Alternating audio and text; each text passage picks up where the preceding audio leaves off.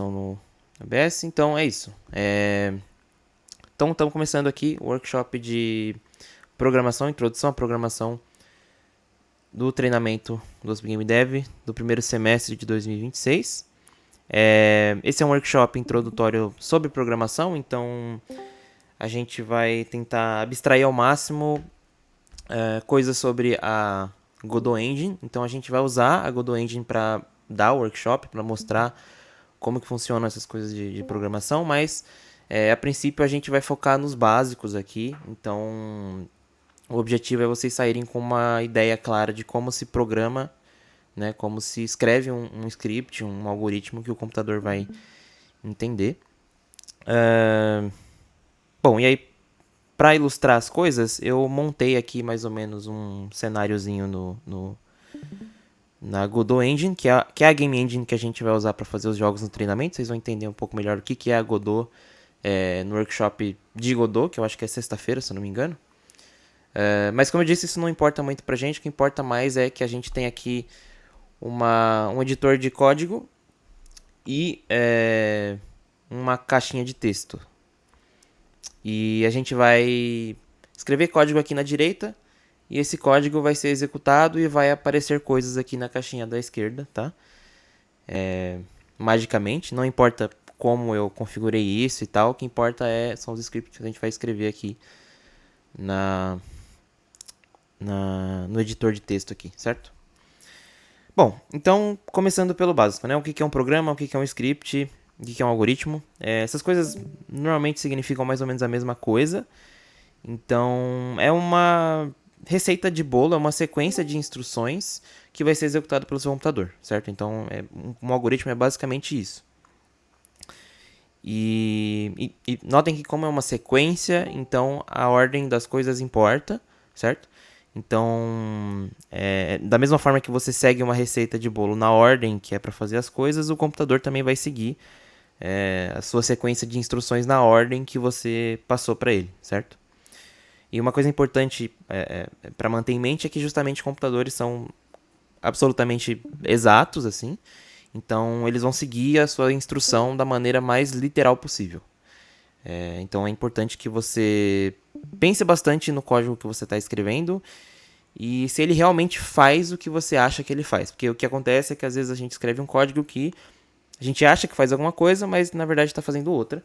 E isso sei lá, 90% dos bugs são basicamente isso, né? Que é você achar que escreveu uma coisa, mas na verdade você escreveu outra, porque a interpretação das suas linhas de código é literal, né? O computador interpreta literalmente o que está escrito ali. Isso pode causar um pouco de confusão.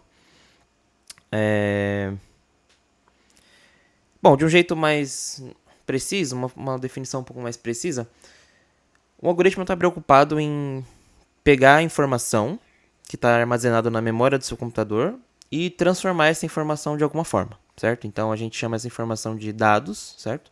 Então tem vários dados na memória do seu computador. Então no contexto de jogos, por exemplo, você vai ter a vida atual do jogador, você vai ter, sei lá, o dano que a espada dele causa, você vai ter os itens que estão no inventário dele, todas essas coisas são informações, são dados que estão guardados na memória do computador. E um programa, basicamente, o objetivo dele é manipular esses dados e fazer alguma coisa com eles. Então você pode produzir novos dados, né? Ou você pode produzir o que a gente chama de efeitos colaterais, que aí você não está exatamente manipulando os dados em si, mas você está causando algum efeito desejado no programa, né? Então, por exemplo, no contexto de um jogo, isso pode ser essa manipulação de dados, né? Pode ser, por exemplo, você pegar a posição do jogador atual e mover ele para algum lugar que é para onde o jogador está tentando se mover, né? Então você calcula uma nova posição que o jogador deveria estar, baseado na posição anterior dele e na direção que ele está tentando se mover, certo? Então você pegou dois dados que estavam na memória e transformou eles num terceiro novo dado, certo? Que também vai para a memória depois. Então, fundamentalmente é isso. A gente quer manipular dados e produzir novos dados e com isso conseguir avançar o jogo e e fazer coisas acontecerem na tela, enfim. Certo? Então, como que a gente se comunica com o computador, né? Como que a gente começa a escrever alguma coisa que o computador consiga entender? Vocês podem ignorar boa parte do que está escrito aqui, certo? Mas, vamos lá. Então, o que o computador entende? Ele entende o que a gente chama de tipos de dados, certo? Então, a gente define alguns tipos de dados específicos que o computador é capaz de entender. Tem alguns tipos, esses tipos de dados vão variar de linguagem de programação para linguagem de programação, mas no geral as linguagens têm um conjunto básico de tipos de dados que todas as linguagens entendem, tá? Uma linguagem de programação, no fim, elas usam os mesmos princípios de programação, certo? Mas elas têm sintaxe diferente, tem essa questão dos tipos de dados diferentes, né? Então, a gente vai usar a linguagem GDScript, que é a linguagem de programação da Godot, que se parece muito com Python. Então, para quem já sabe Python, talvez seja mais fácil de acompanhar e tal, e de pegar como que funciona a linguagem. Mas basicamente as linguagens fundamentalmente são muito parecidas. O que vai mudar realmente são algumas tecnicalidades de como você escreve as coisas e algumas coisas que já vêm pré-prontas para você usar ou não, né? Então, mas como eu falei, no caso, existem alguns tipos de dados que são comuns a basicamente todas as linguagens de programação. Por exemplo, números inteiros. Então, se eu escrever 50 aqui, o computador consegue entender que isso significa 50, certo? Isso que a gente chama de um tipo de dado inteiro, certo? Então esse aqui é o que a gente chama de int. Se eu escrever int, inclusive, fica até numa cor diferente. Então o computador consegue entender isso da mesma forma que a gente entende que isso é um inteiro. Se eu escrever também, por exemplo, 12.4, o computador consegue entender que isso é um número real, quebrado, né? Da mesma forma que a gente entende. Isso aqui a gente chama de float, que é o tipo de dado que representa um número real. Então, o inteiro, né, o int, é o tipo de dado que representa um número inteiro, e o float é o tipo de dado que representa um número real. E tem outros tipos de dados também que a gente usa. Então, por exemplo, eu quero escrever um texto, né? Então, a gente tem o tipo de dado que a gente chama de string, que é uma sequência de caracteres, né? Então, é basicamente um texto, certo? Então, eu escrevi aqui, ficou amarelo, o computador entende que isso é uma sequência de caracteres que ele deve entender como um texto cru. Assim. E tem outros tipos também, então a gente tem o null, que é um pouquinho mais específico, mas isso aqui é a representação de uma coisa inválida, de uma coisa nula, certo? A gente normalmente usa para... Às vezes para tentar identificar algum erro, então você tem uma coisa que não deveria ser inválida, mas aí você consegue detectar que ela é inválida, comparando ela com esse objeto aqui, com esse null, certo? A gente tem valores booleanos, então true e false, que representam justamente o que a gente entende por verdadeiro ou falso. Então esse é um valor considerado verdadeiro, o computador entende isso como verdadeiro. E isso é um valor considerado falso, então o computador entende isso como falso. A gente vai ver mais pra frente para que a gente precisa desse tipo de valor, mas isso aqui é bem importante, certo? Esse tipo de dado aqui é chamado de booleano, que ele assume dois valores, true ou false. Todas essas coisas que eu mostrei aqui tem basicamente em todas as linguagens de programação. E aí a Godot vai ter algumas coisas específicas que vão nos ajudar a programar jogos especificamente, né? Então, por exemplo, Vector 2, né? Isso é uma coisa que não necessariamente as linguagens vão ter por padrão, mas aqui tem. E isso aqui representa um vetor 2D, certo? Então você tem a coordenada x, que nesse caso é 24, e você tem a coordenada y, que é 23. Então o computador é capaz de entender que isso aqui representa um vetor 2D com a coordenada x igual a 24 e y igual a 23. E aí vocês percebam que dentro do vetor, eu tenho outros tipos de dados, né? Então, isso é um inteiro, esse 24 é um inteiro e esse 23 é um inteiro. Então, de certa forma, eu estou compondo esses diferentes tipos de dados para criar novos tipos de dados, né? Então, eu tenho esse vetor 2D que usa outros tipos de dados menores, digamos assim, né? Para para construir essa informação que eu quero desse vetor, certo? Então, a gente usa esses tipos de dados para armazenar. Tem muitos outros, claro, não dá para mostrar todos aqui, mas a gente usa esses tipos de dados para armazenar informação e a gente vai usar esses tipos de dados para manipular essas informações. Então, a gente vai conseguir fazer operações com esses tipos de dados e vai conseguir chegar em algum lugar com isso. Certo? Alguma dúvida até aqui? Ou tranquilo?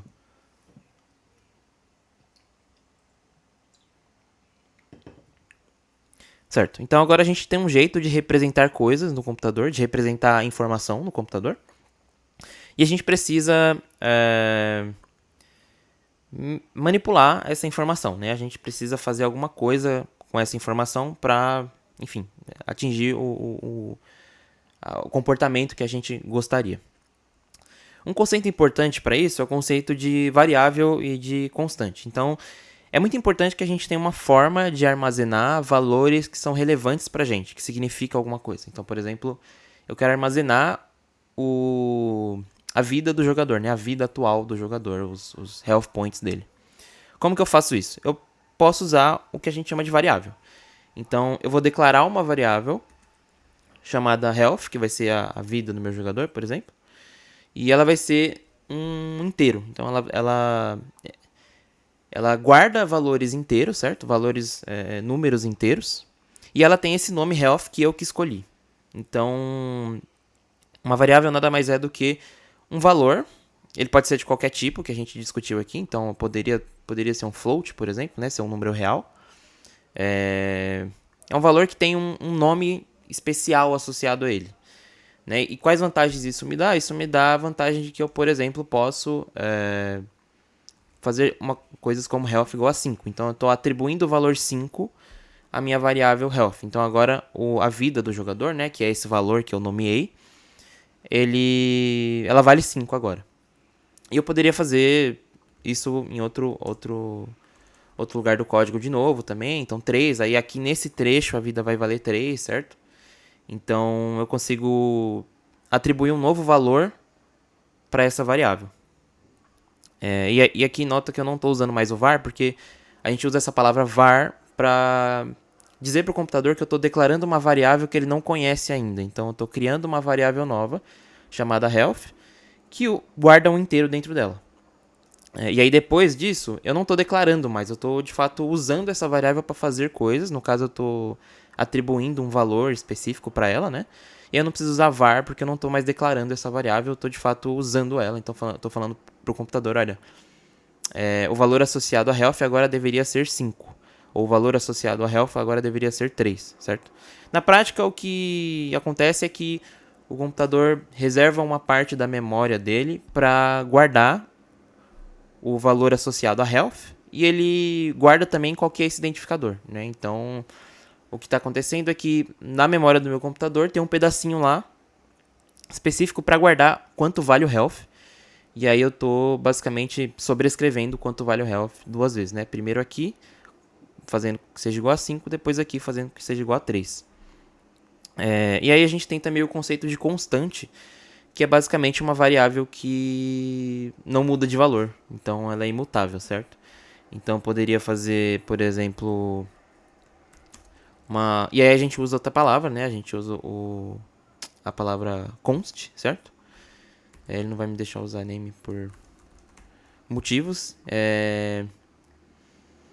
Então eu vou dizer que, sei lá, player name é igual a alguma coisa. Vou colocar qualquer texto aqui. Então, eu estou declarando uma constante chamada player name, que é do tipo string, então ela vai armazenar texto. E aí eu estou passando o texto, né, que eu quero que armazene associado a essa constante. E aí, como é uma constante, eu não posso trocar o valor. O valor é imutável, certo? Então, se eu tentar fazer o mesmo que eu fiz com health e eu botar outra coisa, ele provavelmente vai reclamar. Olha só, aí vai tá vermelho e apitou aqui, né, que eu não posso trocar o valor de uma constante, certo? Então, uma constante é fixo. Isso ajuda quando você tem alguns valores, por exemplo, π, que é um valor matemático constante, que não vai mudar, e você quer ter ele definido em algum lugar para você não precisar ficar escrevendo toda vez 3.14, né? Você só escreve π, que automaticamente vai evocar o valor correto, né, que você associou àquela constante. Certo? Alguma dúvida?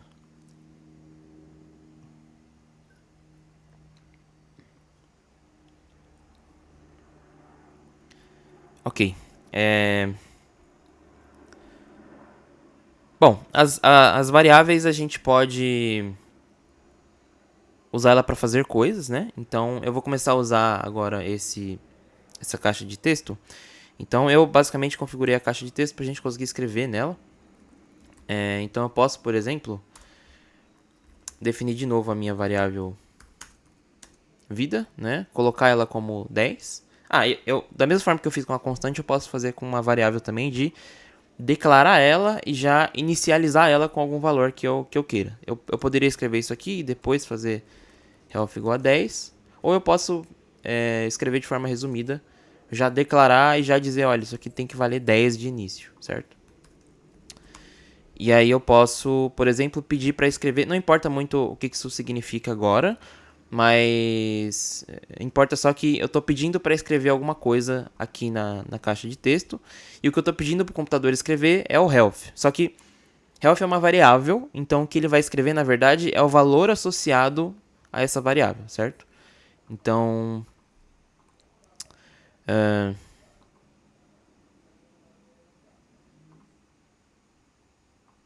não sei porque que não foi.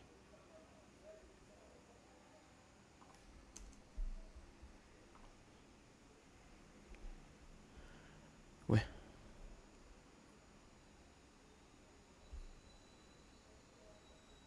Ah, tá. Esqueci de salvar. Perdão. Certo? Então, se eu colocar para rodar, ele vai rodar o que eu escrevi aqui. Então, ele vai... acho que nem precisa limpar isso aqui. Ele vai fazer o passo a passo, como eu disse, certo? Se eu... talvez eu queira limpar para tirar o texto que estava anteriormente. Então, como eu disse, ele vai executar passo a passo, certo? O que eu escrevi aqui dentro... O que a gente está interessado é o que está escrito dentro desse... que a gente chama de scope, né? Dentro desse bloco aqui. Todo o resto vocês podem ignorar por agora. Então, o que eu estou fazendo é... A primeira instrução é limpa a caixa de texto. Não importa como isso aqui está implementado. O que importa é que isso aqui significa limpe a caixa de texto, certo? Depois eu declaro uma variável chamada health que vale 10, né? Que é um inteiro. E depois eu vou pedir para escrever na caixa de texto a minha variável. Então, o computador vai executar exatamente essas instruções na ordem que eu escrevi. Então, primeiro ele vai limpar, depois ele vai declarar essa variável, inicializar ela com o valor 10 que eu pedi, e depois ele vai escrever essa variável na caixa de texto, certo? Então, 10 apareceu aqui. E, de novo, ele escreve o valor associado. A gente está nomeando valores para ser mais fácil, mais conveniente para a gente lidar com esses valores. Mas quando o computador for de fato processar essas variáveis, ele vai sempre substituir pelo valor que ela corresponde, né? Então aqui para o computador isso aqui é como se eu tivesse escrito isso, né? Certo? Então é isso. E aí, claro, se eu mudar a ordem que as coisas funcionam, então eu posso, por exemplo, colocar o clear embaixo, né? Então eu estou primeiro definindo a variável, depois eu estou pedindo para escrever a variável aqui, e depois eu estou pedindo para limpar o quadro. Então, quando eu rodar isso aqui, o que a gente vai ver é um quadro limpo, certo? Porque foi a última coisa que eu fiz. Então, ele realmente executa na ordem que eu escrevi aqui. Tá? Então, a ordem que as coisas são executadas é muito, muito importante, certo? Porque se você passar na ordem errada, vai acontecer coisas que você não gostaria. Ok? Pessoas digitando, então... Vou esperar.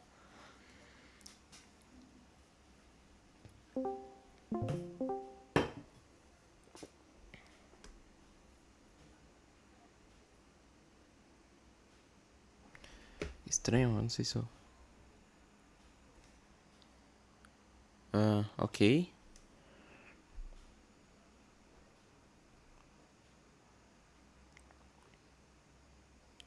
Mas antes estava de boa, ou estava meio travado também.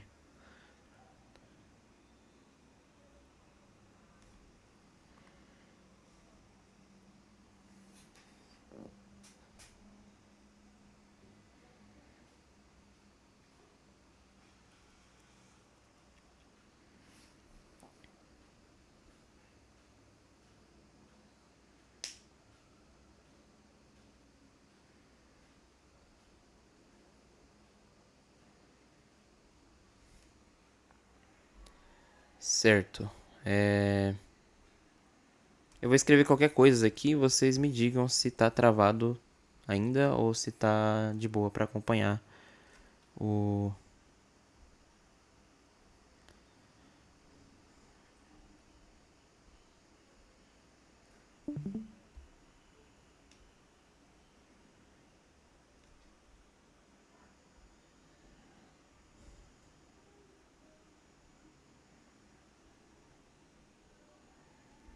Beleza.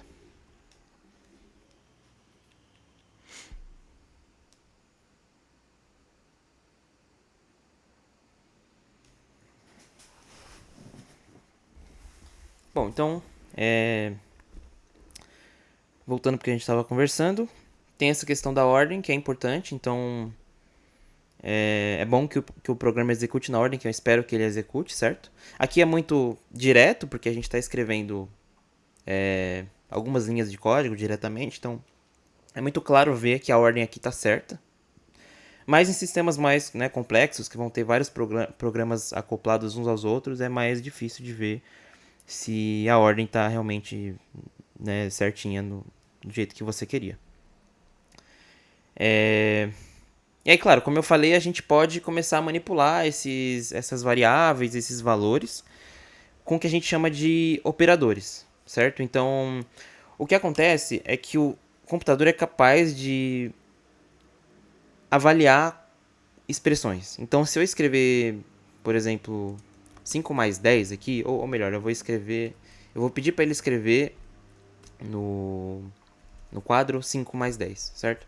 Quando eu pedir para rodar, ele vai escrever 15, porque o computador é capaz de avaliar essas expressões e resolver elas. Então ele resolveu quanto vale 5 mais 10 aqui, e o resultado disso é 15, então ele escreveu o resultado direto, 15. Se eu quisesse escrever literalmente 5 mais 10, eu teria que usar o que a gente viu de string, né? Que eu quero que ele escreva o texto puro mesmo. E aí, para isso, a gente usa os delimitadores de aspas, né? Então, vocês podem ver que ficou amarelo justamente porque agora é um texto cru que ele não vai avaliar, né? Ele não está tratando isso aqui como expressão, então ele vai, de fato, escrever literalmente 5 mais 10, certo? E aí a gente tem vários operadores que a gente pode usar, então todos os operadores de aritmética a gente pode usar, então você tem a soma, você tem subtração, certo? Menos 5, você tem multiplicação, que aqui vai ser o asterisco, você tem divisão, potenciação, tudo que você espera encontrar você vai ter aqui e eles funcionam como você esperaria, tá? E a ordem das operações segue regras bem definidas, então se eu escrever, por exemplo, 2 mais 3 vezes 4, ele vai primeiro resolver o 3 vezes 4, certo? E depois ele vai somar o 2, porque meio que é essa ordem, sei lá, canônica de resolver expressões. Né? Primeiro a multiplicação, depois a multiplicação, divisão, depois a soma e subtração, enfim. E aí se você quiser que ele resolva numa ordem específica, você vai ter que colocar os parênteses da mesma forma que a gente coloca, certo?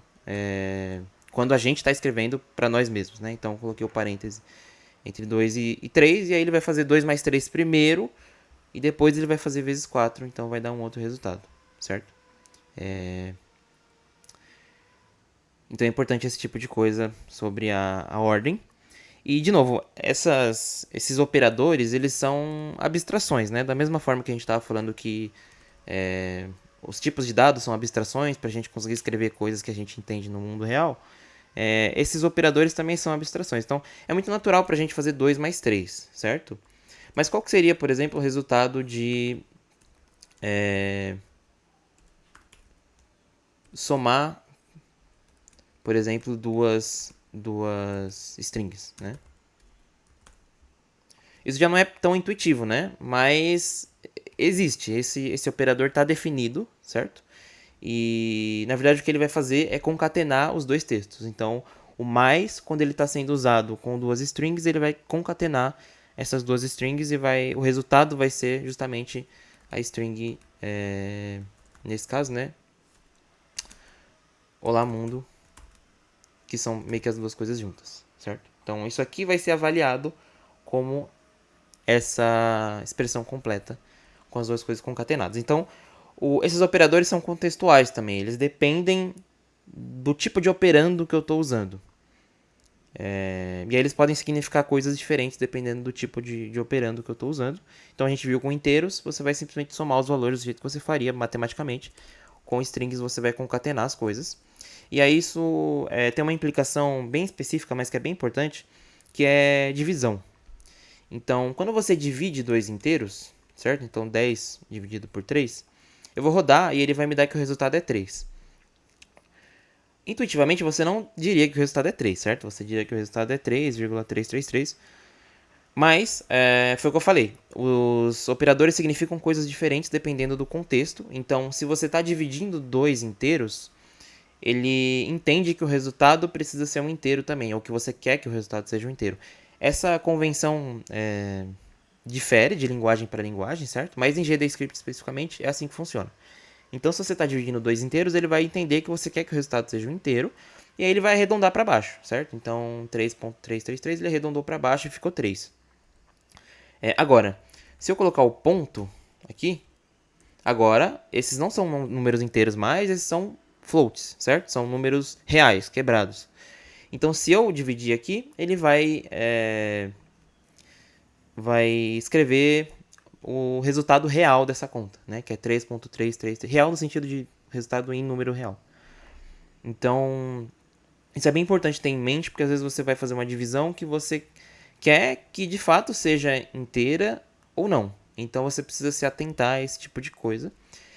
E aí. Mas pode ser que, por exemplo, os seus operandos são inteiros, né? Então eu quero dividir 10 por 3, mas eu quero que o resultado seja um número real. Então você pode fazer. Pode usar uma coisa que a gente chama de conversão de tipos. Então eu quero temporariamente transformar o 10 num inteiro. E eu quero temporariamente transformar o 3 num número real. E eu quero temporariamente transformar o número 3 num número real. Então, para isso a gente usa essa palavra as, né? Então, eu estou dizendo para o computador interpretar esse 10 como se fosse um float, como se fosse um número real. Por mais que o 10 não seja um número real da forma que está escrito aqui, certo? Então, ele vai imprimir aqui 3.3333, justamente porque eu pedi para que ele interpretasse como um float, e ele vai fazer isso para as duas quantidades aqui. E aí, como a gente viu, quando você divide dois floats, o resultado é um float, o resultado é um número real.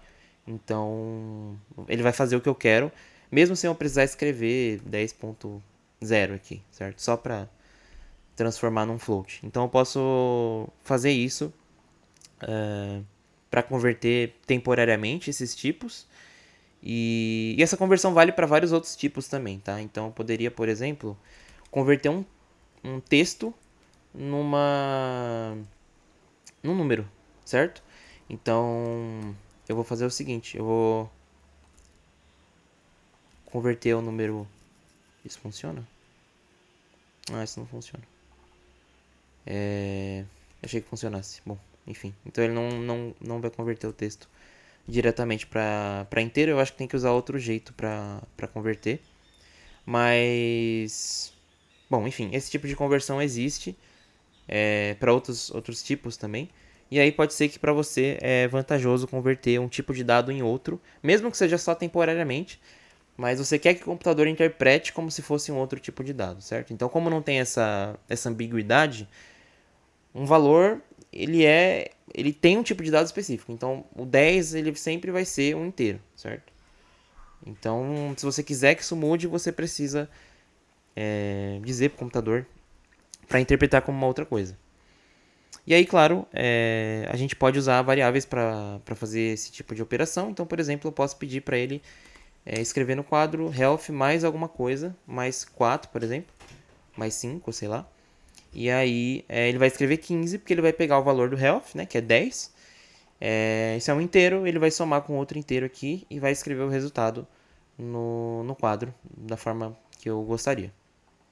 Certo? Então, esses operandos, eles podem ser variáveis também, eles não precisam ser valores literais, que a gente chama, né? Então, isso aqui é um valor literal, porque é um valor concreto de um tipo, mas não precisa ser. Você pode operar com variáveis. Então, eu poderia, por exemplo, definir uma outra variável aqui, que também é um inteiro, que é 5. E aí eu posso pedir para ele escrever a soma dessas duas variáveis. E aí, como eu falei, o computador vai avaliar isso aqui e vai trocar essas variáveis pelo valor concreto delas, né? No momento em que ele está executando essa linha. Então, isso aqui vai ficar 10, né? Vai ser interpretado como 10 mais 5. E aí ele vai... Aliás, deixa eu botar outro valor só para trocar aqui. Então vai ficar 10 mais 4 e aí ele vai escrever no quadro 14. Certo? Então é basicamente usando esses operandos, esses operadores que a gente manipula esses dados e faz coisas para atingir o comportamento que a gente quer que o programa tenha. Ok? Alguma dúvida?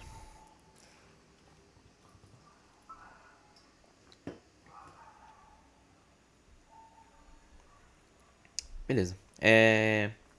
Existem outros tipos de operadores mais específicos, né? Em especial, existem os operadores de comparação. Então, os operadores de comparação, eles vão comparar duas coisas e vão fazer com que a expressão seja avaliada como um booleano. Então, lembra, um valor booleano, ele é true ou false, certo? E aí eu posso comparar coisas e fazer com que o computador avalie elas para mim e me retorne, me diga se isso é verdadeiro ou falso. Então, por exemplo, eu posso comparar se o valor do health é igual ao valor do defense, né? Que são as duas variáveis que eu declarei. Se eu rodar isso aqui, ele vai printar que é false, porque esses valores não são iguais, né? Então, esse igual é um operador de comparação. Eu estou comparando se o lado esquerdo é igual ao lado direito, certo? Da mesma forma, eu poderia usar o comparador de desigualdade. Então, estou comparando se o lado esquerdo é diferente do lado direito. E nesse caso, de fato, eles são diferentes. E aí o resultado vai ser true, né? Vai ser verdadeiro, certo? E aí tem várias outras comparações. Então, posso usar o maior igual, né? Então, estou comparando se o lado esquerdo é maior ou igual ao lado direito. Isso também é verdade, certo? O meu valor de health é 10, o meu valor de defesa é 4. Então, de fato, 10 é maior ou igual a 4. E aí ele vai avaliar como verdadeiro. E eu posso combinar também várias expressões. Então eu posso perguntar, por exemplo, se 10 é maior ou igual a 4. E aí tem esse outro operador, isso aqui é um AND. Então eu estou perguntando se vale essa primeira coisa e a segunda, certo? E aí se alguma das duas não valer, isso tudo é falso. Aqui não botou um. Certo? Então ele vai avaliar essa parte primeiro. Isso aqui vai dar um valor, né? True ou false.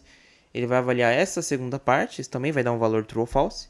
E aí ele vai ver se isso é verdade e se isso também é verdade. E aí se as duas coisas forem verdade, vai dar true, certo? Calma, não salvei. Vai dar true, o resultado geral. Mas se alguma delas for falsa, vai dar falso. Porque não é verdade que isso e isso são verdade. Certo? Então, no caso, 10 não é menor do que 4, então isso aqui é falso. E aí, o que acaba fazendo com que a expressão inteira seja falsa. Então, tem esses comparadores, esses operadores de comparação e esses operadores lógicos aqui, né? Então, esse aqui é um E lógico, para quem já viu esse tipo de coisa, que a gente usa bastante.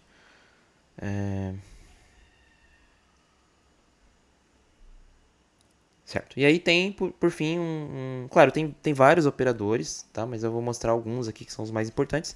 E por fim tem o operador de indexação.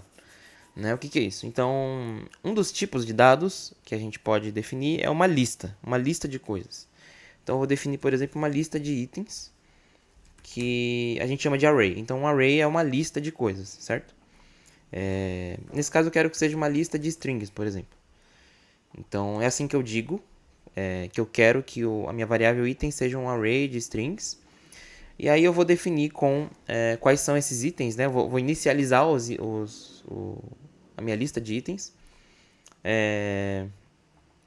usando colchetes. E aí você define os itens e separa eles por vírgula, né? Então, por exemplo, eu vou botar aqui espada, sei lá, anel e poção, certo? Então, oh, cacete. Eu tenho 3 itens que são string, são texto, né? Então, espada, anel e poção. E aí eu posso acessar essa lista de itens, eu posso acessar itens específicos dessa lista, fazendo coisas como itens. Aí você abre e fecha colchetes, e aí você coloca aqui dentro o índice do item que você quer pegar. Então, por exemplo, se eu quero o primeiro item, eu vou colocar 0. Em computação, isso é uma convenção, então as coisas começam em 0, não em 1. Então, o primeiro item ele tem índice 0, então eu estou acessando o item com índice 0, certo? Eu posso, inclusive, pedir para ele escrever no quadro qual que é esse item, e ele vai escrever espada. E aí o segundo item é o que tem o índice 1, que é o anel, certo? Ele vai escrever anel. Então eu estou acessando esses itens, e o computador está avaliando essa expressão e substituindo pelo valor correto, que é anel nesse caso, né? Que é o primeiro. E aí eu posso usar, por exemplo, esse valor para outras coisas. Eu posso definir, por exemplo, uma variável item especial que vai ser um string, né? A gente está lidando com strings, que vai ser exatamente o item 2, né? Que é o último aqui, que é a poção, certo? Então, minha variável item especial vai receber o valor que é associado ao terceiro item dessa lista de itens. Então, se eu pedir para escrever no quadro o que é, ele vai escrever item especial, ele vai escrever poção, certo? E aí, se eu mudar aqui o índice, por exemplo, mudar para 0, agora o item especial vai receber o valor associado ao item que está na posição 0 da minha lista. E aí, como você pode imaginar, quando eu rodar, ele vai escrever espada, certo? Então, tem esse operador especial, que é o colchetes, que a gente usa para acessar coisas em listas ou em dicionários, que a gente vai ver mais para frente, talvez. Certo, e aí tem essa questão de começar no 0, tem que ter isso em mente, tá? Que as coisas começam no 0 e não no 1. Mas com o tempo acostuma. E tem um conceito de palavra-chave, que são palavras que são reservadas na linguagem. Então, o que é uma palavra-chave ou não vai depender da linguagem. Mas, no caso, são essas palavras em vermelho aqui, né? Então, var, func, extends, são palavras que a linguagem de programação, elas significam uma coisa muito específica para a linguagem de programação, certo? Por isso que elas são const também, né? Por isso que elas estão em vermelho, elas estão destacadas, né? E você não pode usar elas, por exemplo, para, sei lá, eu quero definir uma variável chamada var. Você não pode, porque essa palavra já está reservada pela linguagem de programação, certo? São poucas, não são muitas, mas é bom manter isso em mente. Então, toda vez que você vê uma palavra em vermelho aqui, em rosa ou coisa assim, é porque isso é uma palavra que significa alguma coisa específica para a linguagem de programação, tá? Certo. Alguma dúvida?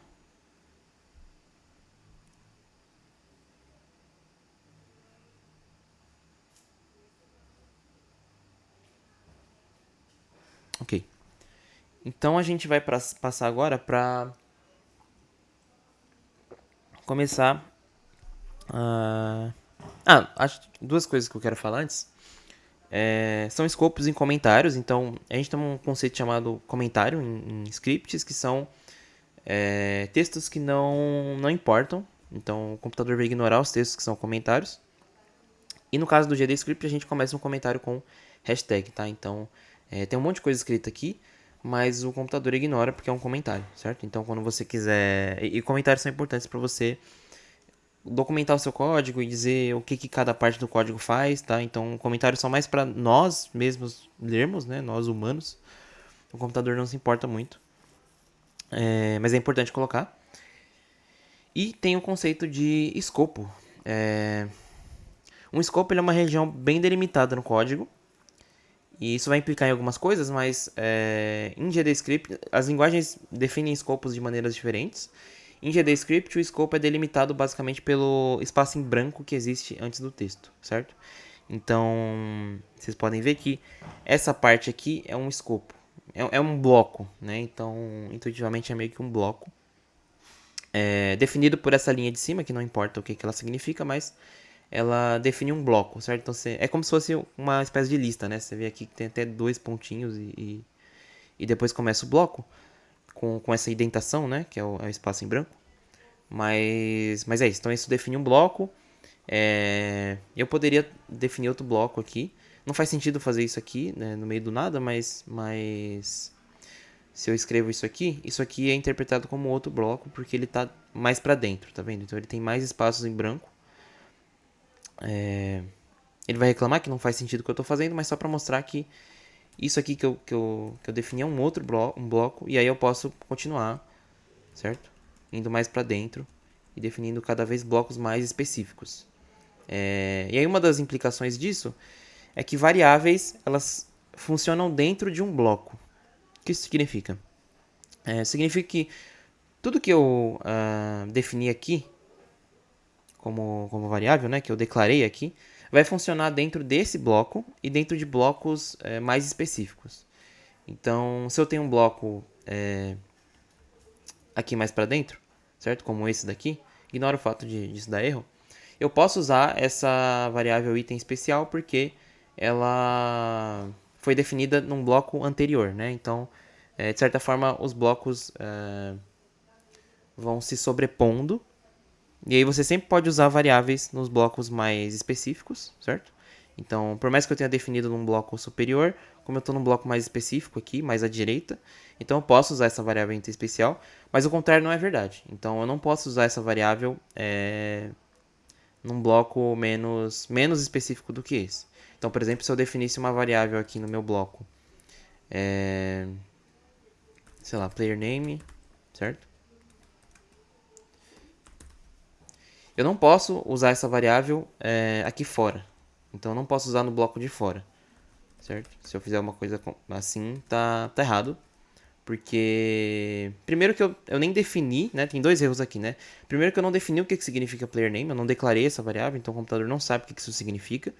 E segundo que eu estou num bloco de fora, certo? Então eu não posso usar uma variável que eu defini num bloco de dentro.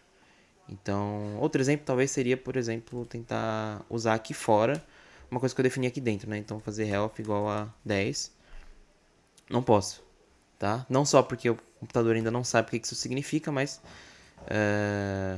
porque eu tô, né, num bloco anterior, eu tô num bloco de fora e as variáveis não funcionam assim, certo? Então, quando eu defino uma variável aqui, ela vale daqui para frente e dentro dos blocos que eu defini aqui, né, blocos mais específicos.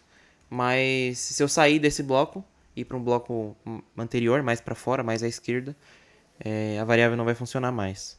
Eu não posso acessar ela, né? Então tem essa coisa de escopo que é para deixar o código mais ou menos separado, assim, né? Então, enfim, vai ficar mais claro quando a gente começar a ver algumas outras coisas. Certo. Então a gente pode começar a entrar em controle de fluxo e começar a escrever coisas que fazem alguma coisa de fato, né? Então, como eu disse, o código executa linha a linha, do jeito que está aqui, certo? Então, posso talvez apagar tudo isso aqui. E a gente pode começar a tentar fazer alguma coisa diferente. Então, eu vou, por exemplo, escrever no quadro.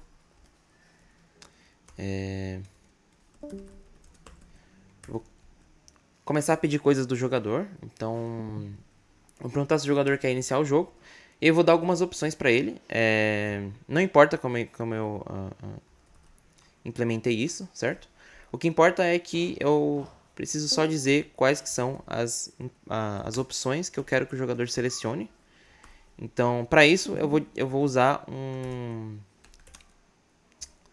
uma lista de coisas, certo? Então, eu poderia, por exemplo, até lista de opções, e aí eu vou declarar isso como uma lista de strings, né? E aí eu vou fazer isso aqui, certo? Então as opções no começo aqui vão ser sim e não, né? São esses dois elementos. Eu vou passar aqui para esse select, não importa como está implementado agora, mas o que importa é que quando eu rodar isso aqui, ele vai escrever, iniciar jogo, e ele vai me dar uma lista de duas opções, sim ou não, certo? E aí eu posso selecionar qualquer uma das duas.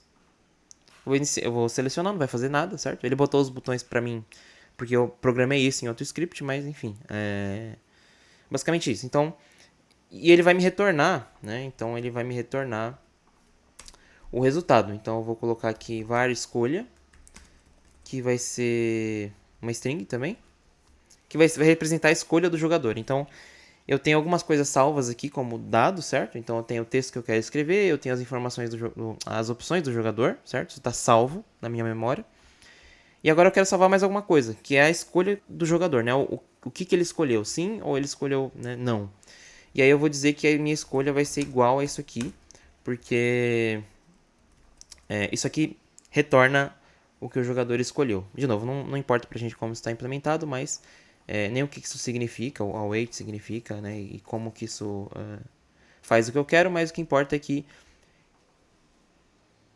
escrevendo desse jeito, a variável escolha daqui para frente vai conter a opção que o jogador escolheu. Tanto é que se eu pedir para escrever, né, a variável escolha no quadro, vocês vão ver que vai aparecer o que eu escolhi. Então, se eu apertar sim, ele vai escrever sim, tá vendo? Então, de novo, tá lendo em ordem tudo que eu escrevi, e agora eu tenho a escolha do jogador guardada nessa variável, e agora eu posso fazer coisas com essa variável, certo? Então, e aí a gente começa a escrever códigos um pouco mais complicados, e a gente vai começar com o controle de fluxo, né? Então, o que é isso? O controle de fluxo a gente usa para fazer com que certas partes do código sejam executadas e outras não. Então, o primeiro que a gente vê é o condicional. O condicional, eu quero executar uma parte do código só se determinada coisa tiver acontecido. Então, para isso a gente usa a palavra-chave if, certo? E aí aqui dentro eu vou colocar a condição que eu quero que seja satisfeita. Então, se a escolha do jogador for igual a não, certo? Eu vou fazer alguma coisa. E aí aqui a gente vai começar um bloco, olha só, tá vendo? Ele já até começou para mim. Algumas palavras-chave vão determinar o início de um novo bloco, o if é uma delas. Então, se o jogador escolheu não, eu vou escrever alguma coisa, né? Então, posso escrever, por exemplo,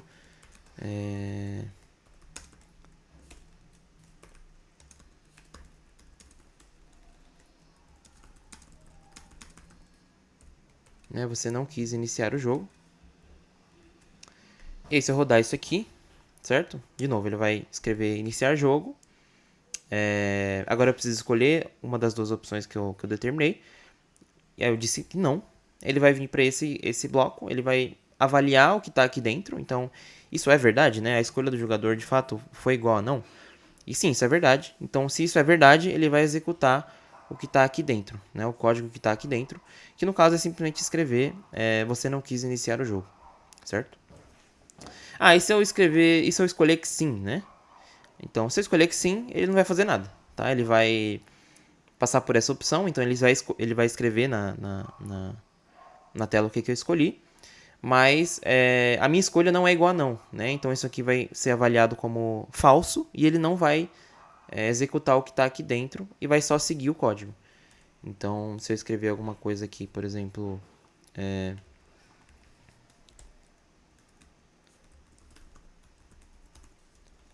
cara, não sei porque que toda vez que eu vou botar acento ele buga completamente. Enfim, ele come o acento, tá vendo? Engraçado, enfim.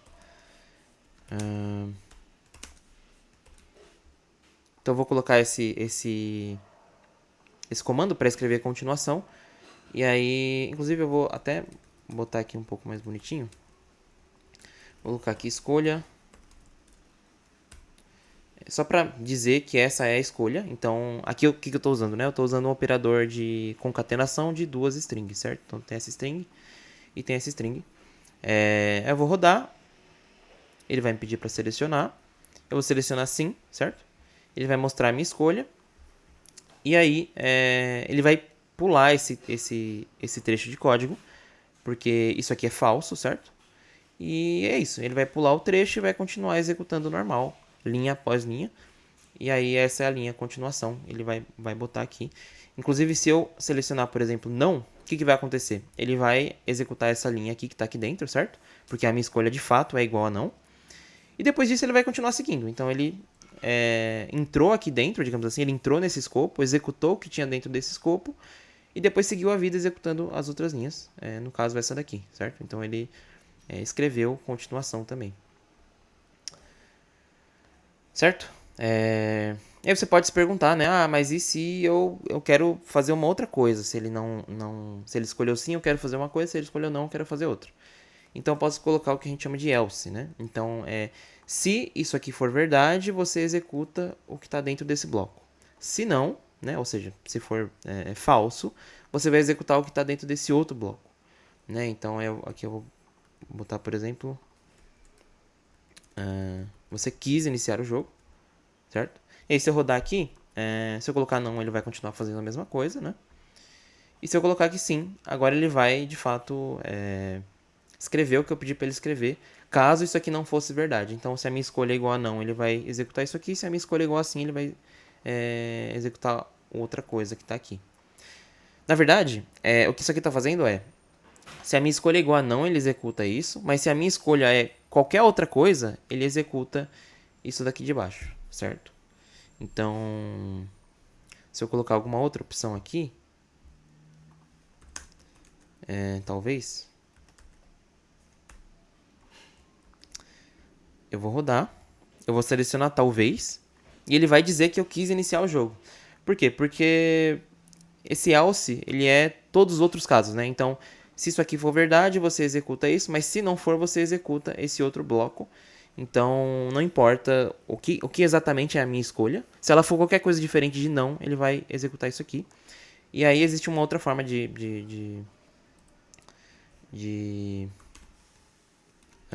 definir mais um caso, digamos assim, que é usando elif. Então, se a minha escolha for igual a não, eu executo alguma coisa. Caso contrário, se a minha escolha for igual a sim, aí eu executo esse novo bloco, certo?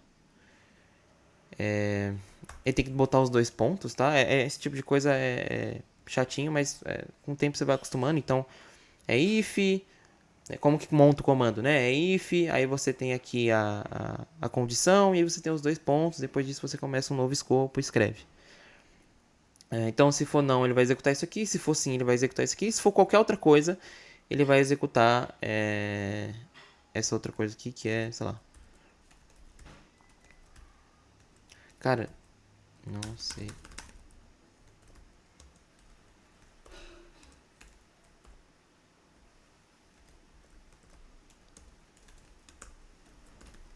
Certo? Então, e depois ele vai escrever aqui a continuação. Talvez eu queira até separar essas coisas assim. Você pode botar linhas em branco, tá? Isso não é um problema. Às vezes é até bom para você separar, né, as diferentes seções do código, tá? Mas é isso. Então, se eu rodar aqui, se eu selecionar sim, ele vai dizer que eu quis iniciar o jogo. Se eu colocar talvez, ele vai dizer não sei o que você quer. Porque, sei lá, a minha escolha é qualquer outra coisa que não é sim e nem não. Então, ele entrou nesse else.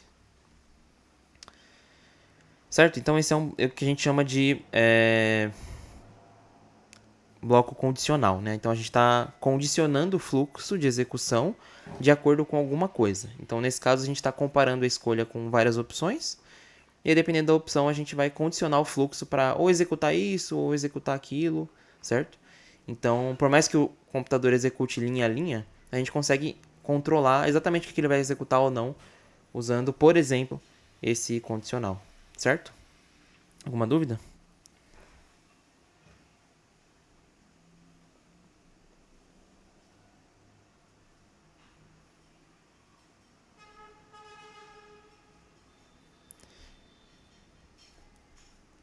A transmissão tá ok?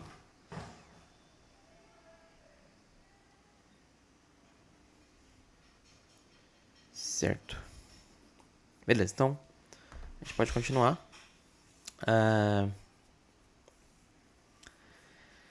Ok, então eu vou talvez trocar a ordem disso aqui.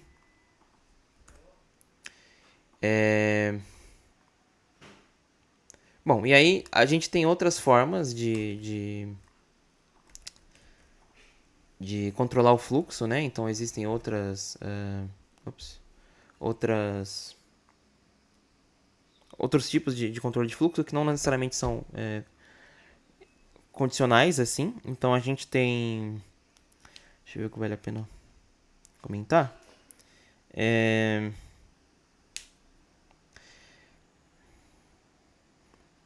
A gente tem o enquanto, então... que vai ser a palavra while. A gente tem o iterador, que é o for. E a gente tem o match, que eu acho que eu não vou falar sobre, talvez. O match é muito parecido com if e elif, tá? Ele basicamente só vai dar match na opção que você quer. O while é parecido, então o while vai definir uma... Deixa eu ver se isso funciona. Não funciona. O while vai definir um bloco que vai ser executado enquanto uma condição for satisfeita, certo? Então, eu vou fazer o seguinte.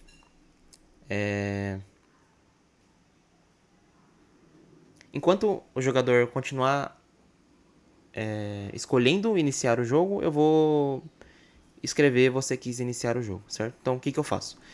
A minha condição aqui em cima é o que eu quero que seja verificado toda vez. Então, toda vez eu quero verificar se a escolha é sim, certo? Então, se a escolha é sim, eu quero escrever você quis iniciar o jogo e eu vou perguntar de novo se o jogador quer iniciar o jogo. Não tem muita utilidade prática isso, mas é só para mostrar como que funciona o while, certo? E aí eu vou pedir para escolher de novo.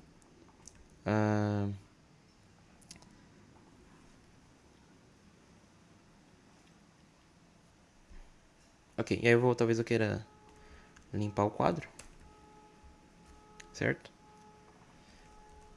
Você...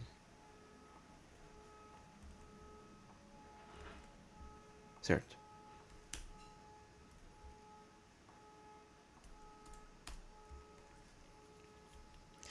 Eu poderia tirar essa parte aqui de cima.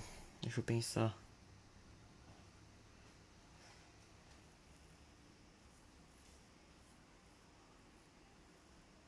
Bom, enfim. O que esse código está fazendo, né? Então, eu vou primeiro escrever. Vou perguntar se eu quero iniciar o jogo. Vou dar as opções para o jogador, certo?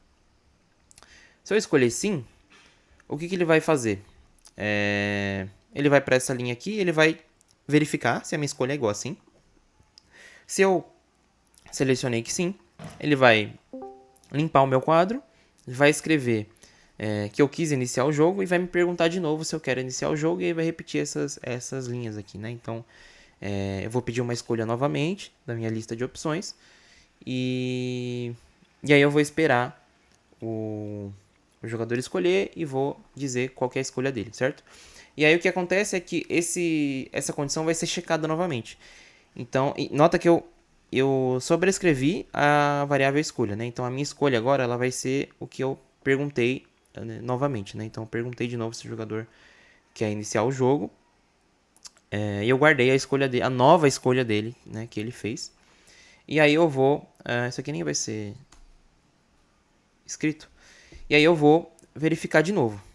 Se a minha escolha for sim, eu vou executar esse bloco novamente. E assim sucessivamente. Então eu vou continuar executando esse bloco enquanto a minha escolha for igual a sim. Eu vou continuar executando esse bloco. Então, se eu... ué.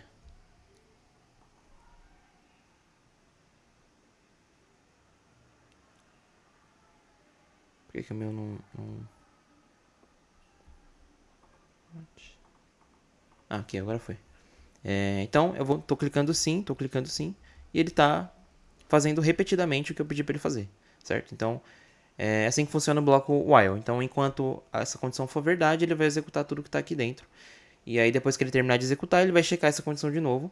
Se continuar sendo verdade, ele vai executar de novo e assim sucessivamente, até que essa condição algum dia não seja verdade.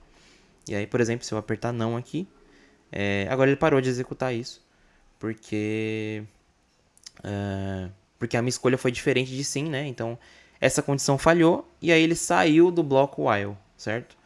Então, e aí ele continuou executando o resto do código normalmente, ok?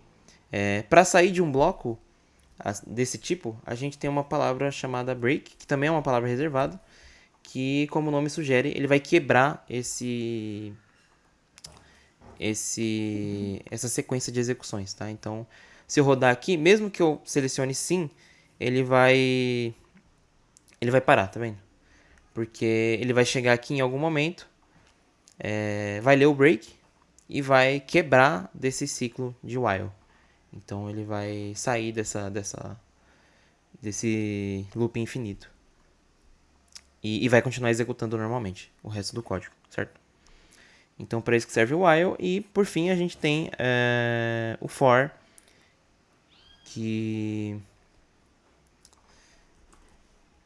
é basicamente um jeito de você iterar por alguma coisa. Normalmente a gente usa para iterar por listas. Então, eu quero iterar por todas as opções na minha lista de opções. Então, a gente escreve assim: for alguma coisa em uma lista ou alguma coisa que você consegue iterar sobre, né? Então, então a gente pode ler isso aqui da seguinte forma, né? Para cada opção na minha lista de opções, eu vou fazer alguma coisa. E aí, nesse caso, eu vou só, sei lá, limpar. Talvez, na verdade, eu queira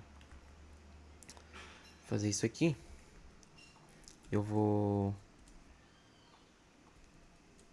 deixar limpo o quadro e aí eu vou escrever só qual que é a opção que eu estou passando agora, certo? O break também funciona aqui, então ele ia executar isso aqui uma vez, ia ler o break e ia sair desse loop. A gente não quer isso, eu quero que ele de fato escreva todas as opções, né?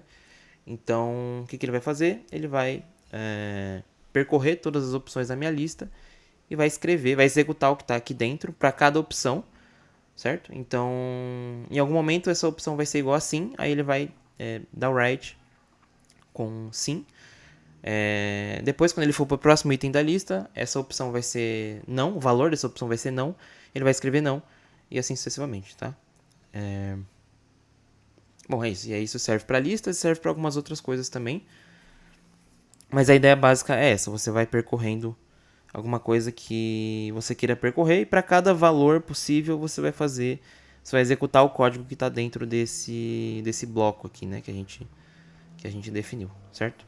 E aí aqui dentro eu posso declarar variáveis e tal, né? Então, tipo, não sei. Eu quero declarar uma outra variável que eu só vou atribuir a própria opção, certo?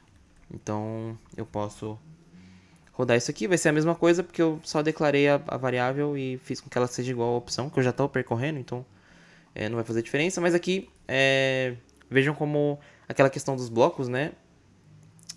Aqui faz toda a diferença. Se eu, por exemplo, tentar escrever a opção fora desse escopo, ele não vai deixar, ele vai reclamar, tá vendo? Ele não conhece nenhum identificador chamado a opção nesse escopo específico, porque, de novo, eu saí desse escopo, né, mais específico aqui. Então, porque eu estava mais à direita, eu voltei para um escopo maior, mas aí eu não posso usar as variáveis que eu declarei aqui dentro, aqui fora, certo? Então, mas, por outro lado, eu posso usar a lista de opções aqui dentro. Então, eu poderia, eu não sei se ele consegue escrever a lista inteira, eu vou tentar escrever a lista inteira. Mas tá vendo, ele não vai. Ele não vai reclamar que ele não sabe o que é a lista de opções, porque ele sabe. Né? Eu declarei aqui fora, e aí eu posso usar em escopos mais específicos. Né? Eu posso usar em escopos mais à direita, como esse daqui. Então talvez se eu rodar, ele vai imprimir tudo aqui, certo? Do jeito que eu pedi. Então você só não pode usar em escopos de fora, mas em escopos mais para dentro você pode. Então esses são basicamente as ferramentas de fluxo que a gente tem. E aí o que a gente pode fazer com isso, né? A gente pode, por exemplo, começar a escrever um jogo aqui de texto. Então eu posso definir as minhas opções iniciais, certo? E aí eu vou escrever o que eu já tinha escrito antes, que é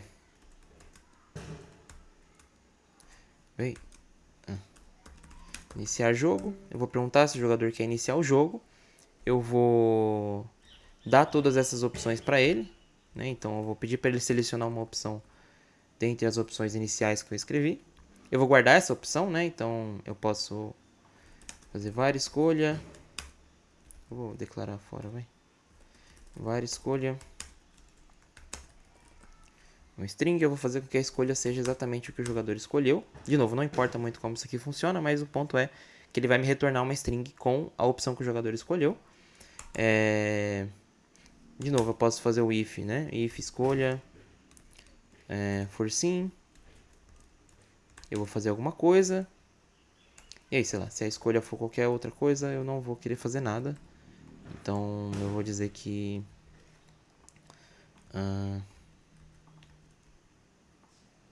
de novo, né? Você não quis iniciar o jogo. E aqui, se ele quiser iniciar o jogo, eu posso, por exemplo, limpar de novo o quadro e escrever bem grande aqui.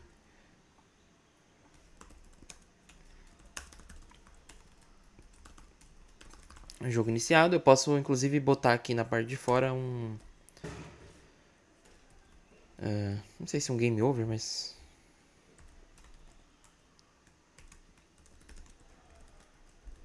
E aí, se eu rodar isso aqui, ele vai perguntar se quer iniciar o jogo. Se eu falar qualquer coisa que seja diferente de sim, né? Ele vai executar o bloco de baixo, vai dizer que eu não quis iniciar o jogo. Se eu... desculpa, se eu disser que não, ou talvez, ele vai dizer que eu não quis iniciar o jogo. Se eu disser que sim, ele vai dizer que o jogo foi iniciado, mas aí ele deu game over porque não tem mais nada aqui para baixo, né? Então ele saiu do bloco condicional e executou o que estava aqui embaixo. Bom, e aí o que a gente pode começar a brincar, né? A gente pode começar, por exemplo, a tentar fazer uma espécie de combate. Então eu vou definir as minhas variáveis aqui. Então, por exemplo, player health, que vai ser um inteiro com 10. E aí eu posso fazer, por exemplo, a vida do inimigo, que vai ser um pouco menor para pra gente conseguir vencer dele, né? E aí pode ser, por exemplo, posso fazer aqui player damage, talvez. Enemy damage. Essas coisas poderiam ser constantes ou variáveis, tá? Vai depender do jogo específico, mas... nesse caso, talvez a gente altere depois, não sei. Então, ok. Então, se o jogo foi iniciado, eu quero que o jogador escolha se ele quer...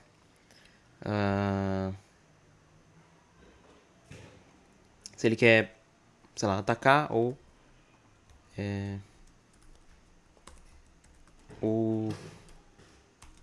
desviar, talvez. Então, eu vou pedir para ele escolher a ação.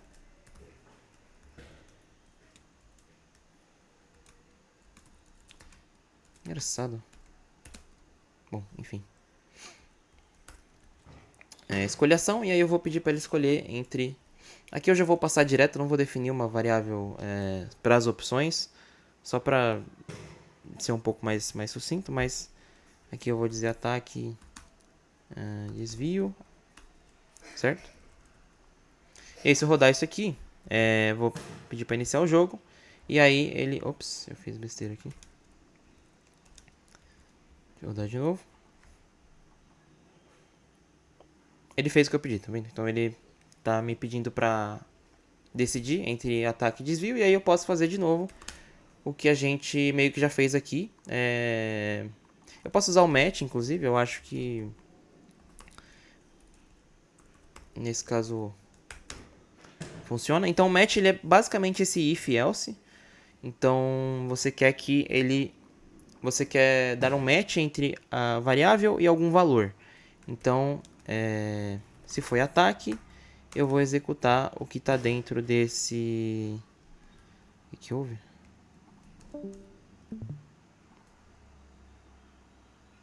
Certo.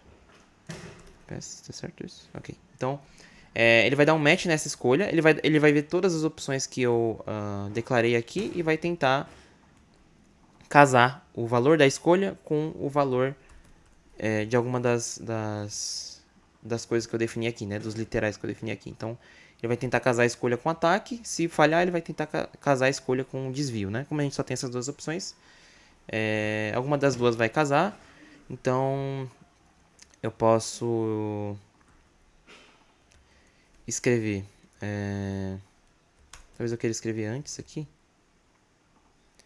Então, vou escrever aqui a escolha do jogador, certo? Eu vou somar isso com a nossa variável escolha, que guarda a escolha do jogador. E aí é isso. Aí se eu conseguir casar a escolha com ataque, eu vou dizer que, sei lá, você atacou o inimigo.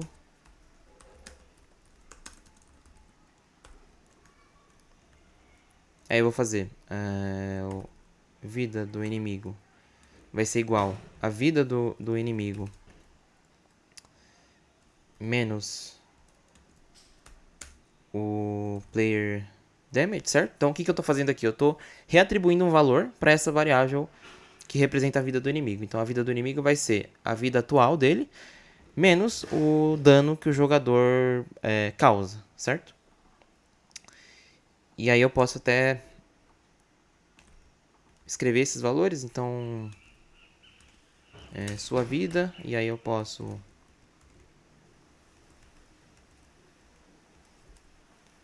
escrever o player, ou melhor, né, seu dano, né, acho que isso é mais interessante. E aí eu posso escrever o dano do jogador.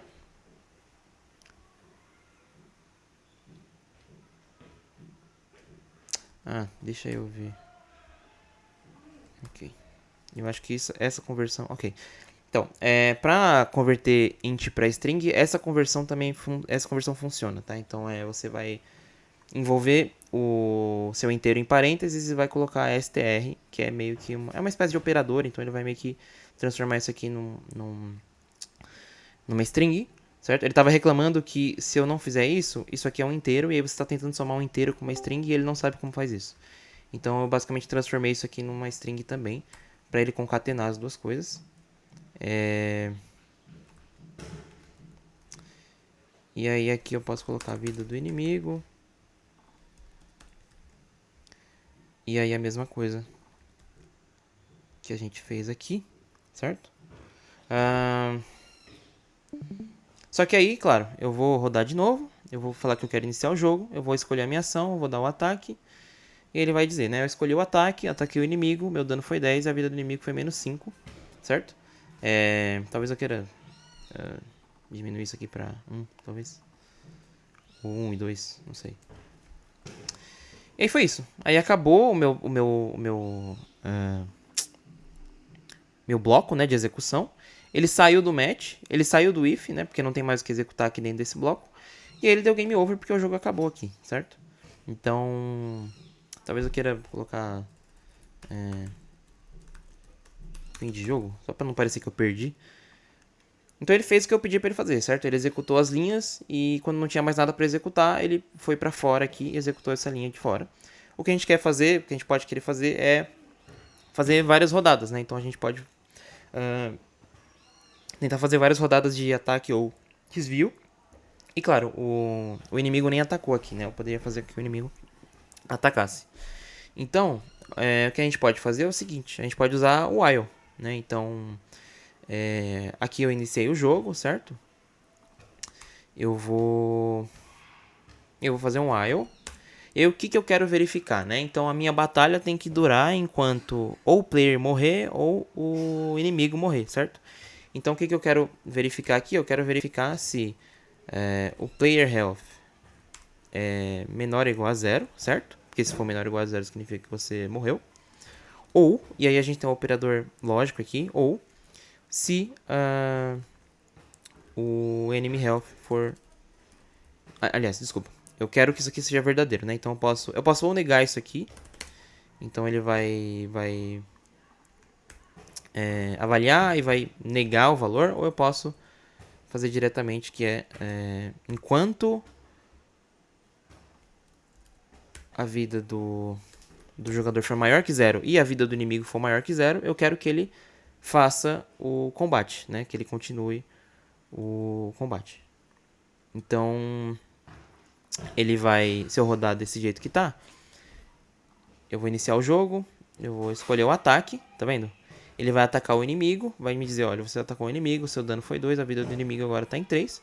E aí ele vai rodar o El de novo, certo? Porque a vida do player e a vida do inimigo estão todas maiores do que zero, então ainda tem combate pra rolar, e aí ele vai executar esse código todo de novo, e eu posso ficar atacando aqui o inimigo até ele morrer. Aí quando ele morrer, vai dar fim de jogo, certo? E aí a gente pode escrever também. A gente pode escrever o desvio, mas eu acho que talvez não dê tempo. E a gente pode escrever o ataque do inimigo. Então, deixa eu ver como que eu faço isso ser um pouco mais bonitinho na tela.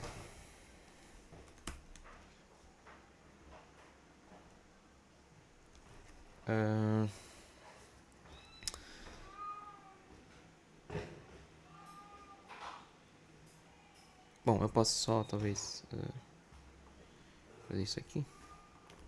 Tudo bem? Tá dando pra acompanhar até agora? Alguém tem alguma dúvida? Eu acho que... Ok. Antes o chat tá atualizando. Deixa eu ver o que eu quero.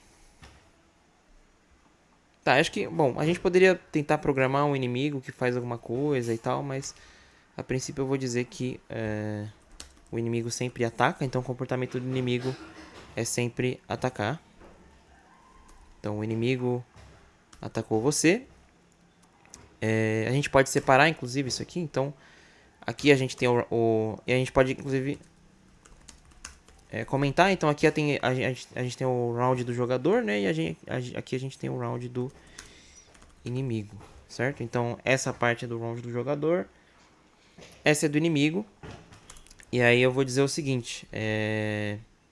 Se, então, a gente quer que o inimigo erre o ataque se eu tentei desviar, né? Então, eu quero ver...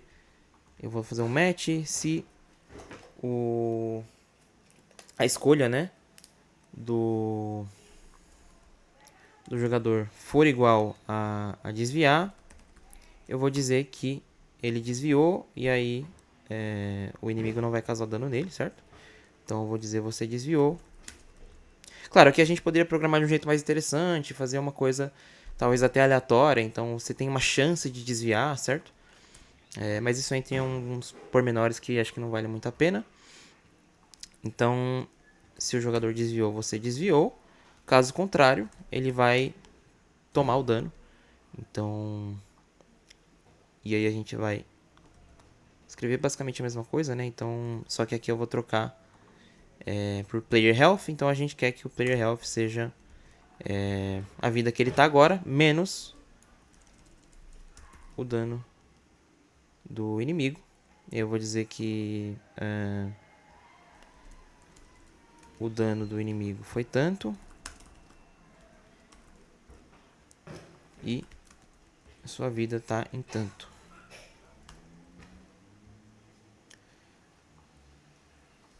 E aqui a gente vai botar player damage e player health. Então, basicamente, a gente trocou e fez o inverso, né? E aí aqui a gente nem tem muita utilidade para esse caso do desvio. Então, poderia até fazer aqui que ser um if ataque. Um if direto, tirar esse match. Foi só para mostrar como funciona, certo? Certo, então se eu rodar vai acontecer o que a gente espera que aconteça. Então eu iniciei o jogo, eu vou atacar o inimigo. Ah, ele não... Não, pera, aconteceu alguma coisa estranha aqui.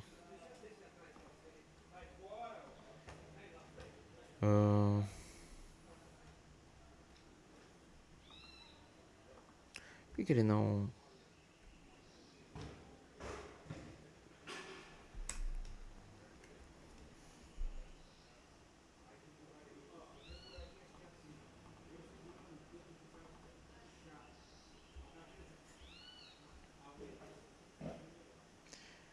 Deixa eu pensar o que tá errado, mas ele não tá escrevendo por algum motivo o que eu fiz, né? Talvez seja por causa do... Não sei se casa bem com o while esse await aqui. Mas eu selecionei basicamente as duas opções e aí ele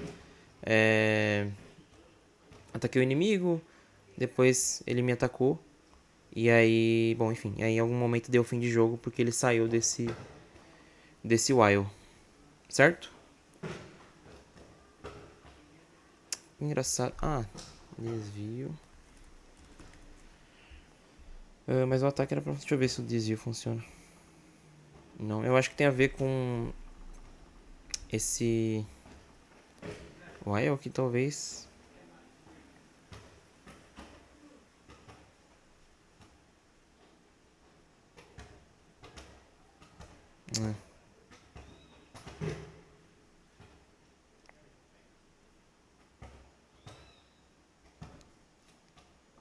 Bom, talvez ele não case muito com esse await, porque, enfim, esse await é uma palavra reservada para basicamente esperar alguma coisa. Ele espera o jogador selecionar uma das opções. Então, talvez isso dê algum problema com o while, não sei.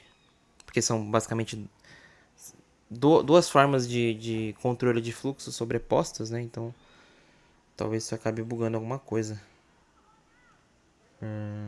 É porque ele...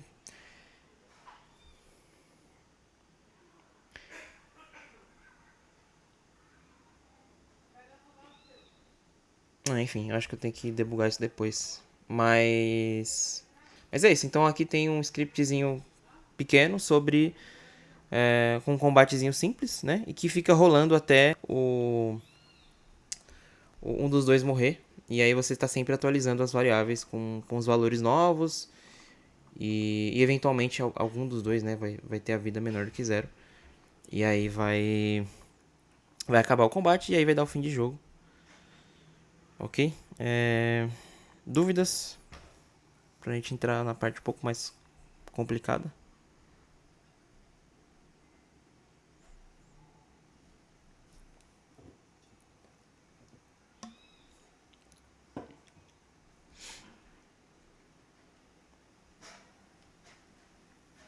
Certo. Deixa eu pensar. Então, eu vou tentar explicar rapidinho duas coisas que são um pouco mais avançadas, mas são importantes. Então, a primeira delas são funções. Então, o que é uma função, né? Uma função é basicamente uma seção do código que tem um nome, certo? Então, como que a gente declara funções? A gente declara com essa palavra func.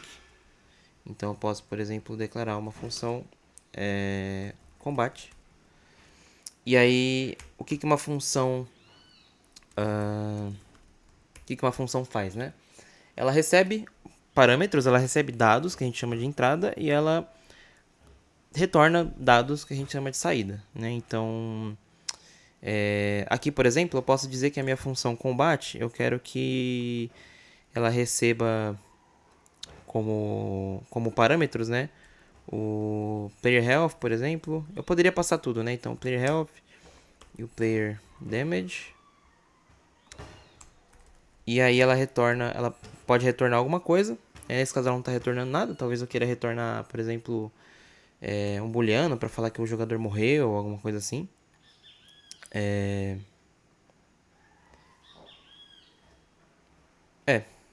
Ou outra coisa, acho que nesse caso talvez não valha muito a pena retornar nada, certo? Mas o ponto é, com essas informações aqui, eu posso usar elas dentro da minha função. Então, a minha função define um novo escopo, da mesma forma que o if, o else, o while, eu preciso escrever dentro de um escopo novo, né? Aqui eu também preciso escrever dentro de um escopo novo.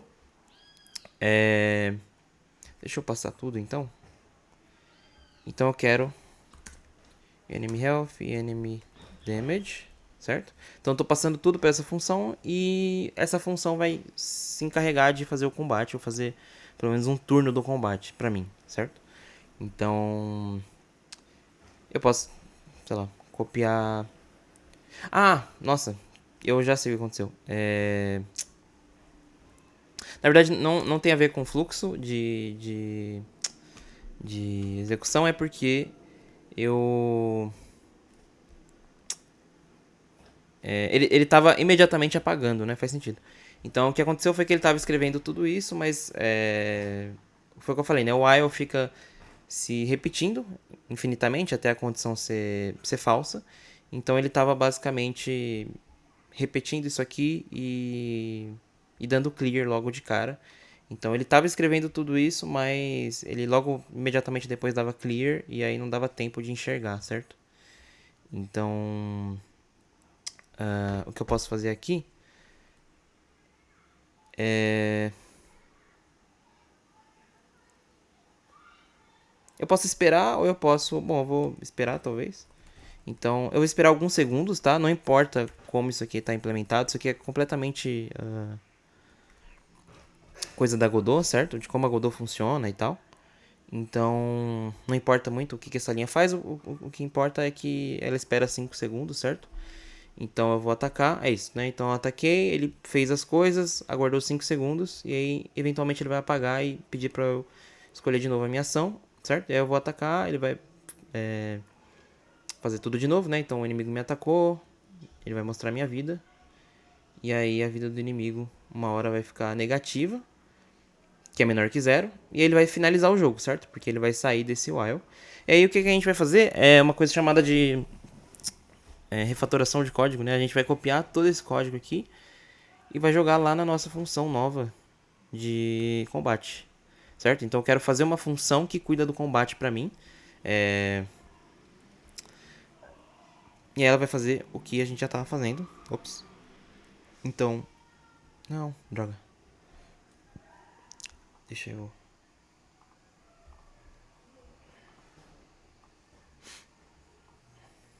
voltar. Daí eu fiquei sem a test box. Bom, eu vou fazer o seguinte. Eu posso... Bom, eu preciso da variável text box aqui também. Porque eu preciso mexer na na minha caixinha, né, de texto, né? Então, e ela tá guardada nessa variável chamada text box, da mesma forma que as outras variáveis também têm os seus próprios nomes. Então, o que eu vou fazer aqui é o seguinte: enquanto a vida do jogador e a vida do inimigo for maior que zero, eu vou chamar a função de combate. Como que a gente faz isso? A gente escreve o nome da função e a gente passa os parâmetros que ela pede. Então, eu vou passar a text box e as outras coisas que a gente precisa, certo? Que é a vida do player, do inimigo e os danos respectivos. Eu posso dizer aqui, inclusive, quais... Eu não disse, né? Mas eu posso dizer quais os tipos que eu estou esperando. Então, eu quero que a text box seja uma caixa de texto, né? Que é esse tipo que eu mesmo defini, que é customizado. O player health é um inteiro. A gente pode, inclusive, fazer isso aqui para ficar mais legível, certo? Então, esses são os parâmetros da minha função. São todos inteiros, mas poderia ter coisas diferentes aqui, né? Um string, um array, coisas assim. E aí começa o bloco da minha função. Então, o que eu estou fazendo aqui é, enquanto a vida dos dois for maior que zero, eu vou chamar a função de combate. E aí, talvez eu queira esperar ela terminar. E aí, eu vou repetir de novo, né? Então, se a vida dos dois for maior que zero, eu vou chamar a função de combate de novo. E vou rodar mais um turno de combate, certo? Então, no caso, isso aqui está com uma indentação maior do que deveria. Por isso que ele está reclamando. E aqui, ó. Vários. Escolha, ele não sabe o que é. Eu não sei o que é mais escolha, certo? Porque eu defini fora dessa função, então tá nesse escopo aqui. Então eu preciso definir de novo o que significa essa variável escolha, certo? Vou definir aqui em cima. E é isso. E aí ele vai executar exatamente o mesmo código que a gente fez, né? Então ele vai pedir uma ação, vai ver se a minha ação foi de ataque. Se foi de ataque, ele vai dizer que eu ataquei o inimigo. Caso contrário, né, ele vai ver o desvio aqui embaixo, vai falar que eu desviei. E se eu não tiver desviado, né, se eu tiver atacado, ele vai fazer com que eu tome dano do inimigo. Inclusive, eu posso fazer o seguinte, né? Isso aqui tá escrito de um jeito meio ruim, mas se eu sei que o jogador atacou, eu posso, reorganizar esse código, porque eu sei se o jogador atacou, eu vou tomar dano, certo? Então eu posso só jogar isso aqui pra cima, certo? E aí se a escolha foi o ataque, o jogador ataca e depois toma dano. Caso contrário, eu sei que o jogador desviou, certo? Eu poderia até fazer um elif aqui, se a escolha foi igual a desviar, caso eu tivesse mais de duas opções, né? Então, acho que tá desvio isso, desvio. Aí eu sei que o jogador desviou, e aí eu sei que eu não preciso executar nada disso, né? Eu não preciso tirar a vida dele, também não preciso tirar a vida do inimigo, basta dizer que ele desviou. Então, agora o round do inimigo meio que tá embutido aqui dentro, certo? E aí se eu rodar, ele vai fazer exatamente o mesmo comportamento. Então, vai pedir para escolher a ação, eu vou, sei lá, desviar, por exemplo. Ele vai dizer que eu desviei, vai esperar, depois vai vir um outro turno, escolha a sua ação, eu vou dizer que eu ataquei. Ele vai dizer, atacou o inimigo, meu dano foi 2, a vida do inimigo, tal. Ele vai pedir para eu selecionar de novo, enfim, assim por diante. Né? Até que alguma das duas vidas seja menor ou igual a 0, certo? Até alguém morrer, ele vai continuar pedindo para eu escolher alguma ação. E a função é uma forma de você compartimentalizar seu código. Então a gente tem uma função que faz uma parte específica, né? Então para não ter que ficar escrevendo tudo aqui dentro, eu pego essa parte do meu comportamento, né? Do comportamento do programa, coloco dentro de uma função e chamo ela aqui onde for conveniente, certo? Essas outras coisas aqui, agora eu posso explicar, também são funções, certo? Então existe essa função write, e o que ela faz ela pega um argumento que é o que você quer que seja escrito, certo? E ela dá um jeito de escrever no quadro. Essa função select também é a mesma coisa, né? Ela pega uma lista de opções e ela mostra botões que são correspondentes a cada uma das opções, mas ela tem um porém, que ela retorna alguma coisa, né? Lembra que eu não mostrei aqui o retorno? Mas quando a gente quer retornar alguma coisa, a gente usa a palavra return. E aí você retorna um valor. Você pode retornar um valor literal, você pode retornar uma variável, por exemplo. Então, sei lá, eu quero retornar o enemy health por algum motivo, certo? Então, você pode retornar o que você quiser. No nosso caso, a nossa função não precisa de retorno, certo?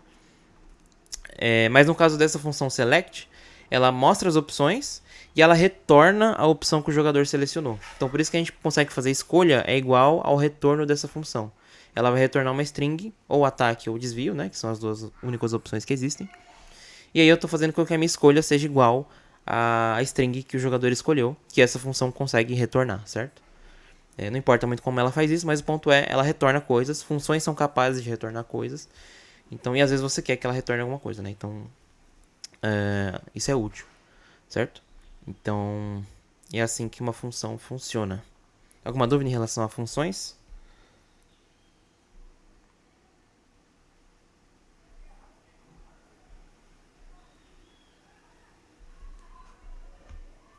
Não? Ok. A última coisa que eu acho que talvez vai ficar um pouco mais abstrato, mas vocês vão acabar aprendendo com o tempo, é o conceito de classe e de objeto, né? Então, o que é uma classe e o que é um objeto, né? Uma classe é um jeito de criar novos tipos de objetos que não estão definidos, né? Então, a gente tem alguns tipos aqui, né? Tem esses tipos que a gente chama de primitivos, né? Que são inteiros e tal. Strings, enfim.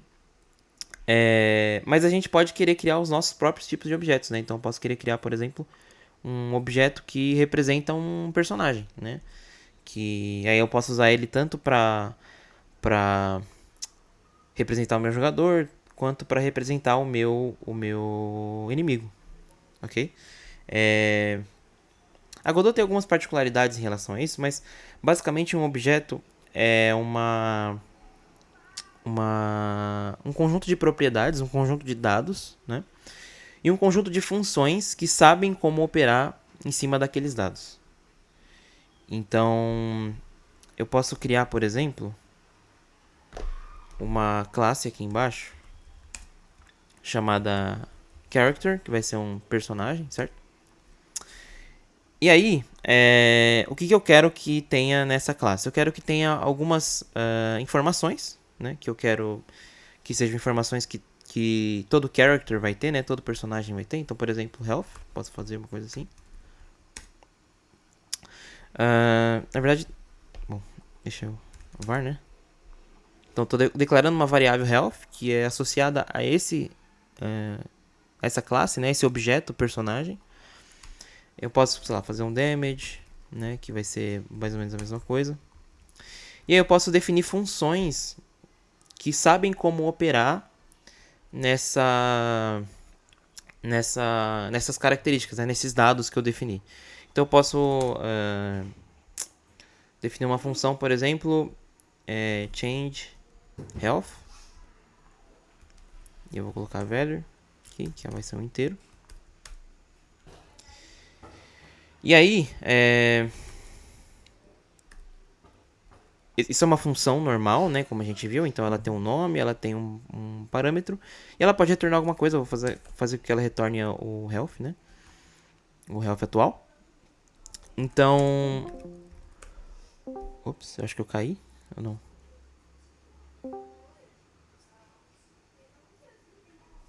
Bom, enfim. E essa função vai ser encarregada de mudar o valor da vida, né? Desse componente health, que eu sei que tem no personagem, mas eu sei que... Mas sei lá, eu não sei manipular esse valor. Então eu vou pedir pro meu personagem manipular esse valor através dessa função que ele tem, certo? Então, aqui a gente sabe manipular, né? Inteiros é só somar, então eu vou somar a diferença aqui nesse valor health e eu vou retornar o health. Eu vou retornar o valor atualizado, certo? Então o que ele está fazendo aqui? Ele está pegando essa variável que eu defini aqui em cima, dentro... Repara que isso aqui está criando um escopo, certo? Então eu estou criando um escopo que chama personagem, né? Da classe, né? Um personagem. E eu estou definindo coisas que só valem dentro desse escopo, né? Então estou definindo uma variável que se chama health, estou definindo uma variável que se chama damage. E elas valem aqui dentro. Então por isso que eu posso fazer isso aqui. Né? Eu defini aqui em cima. Esse escopo da função é um escopo mais específico. E como eu tinha dito, você pode usar variáveis em escopos que sejam mais específicos, certo? Então, por isso que o health funciona aqui. E o damage também funcionaria. E é isso. Agora a gente tem o que a gente chama de classe, né? Uma classe é basicamente uma espécie de planta baixa, assim, de como é um objeto. Então, quais são as características de um objeto? Quais são os dados, né, desse objeto? Quais são as funções que esse objeto disponibiliza, né, pra gente? E esse próprio script, na verdade, também é um objeto. Então tem o class name game. Isso significa que esse script, como um todo, ele é um objeto chamado game também. Então você pode definir classes assim, né? Ou você pode dizer para isso é uma especificidade de Godot, tá? Mas você pode dizer para Godot que esse script como um todo também é uma classe, né? Também é uma planta baixa, né? E o que eu faço com essa classe que eu defini? Eu posso criar instâncias dessa classe, né? Então, o que é uma instância de uma classe? Uma instância de uma classe é uma espécie de valor concreto dessa classe específica. Então, é uma cópia, de certa forma, de... na verdade, talvez eu tenha que declarar isso lá em cima.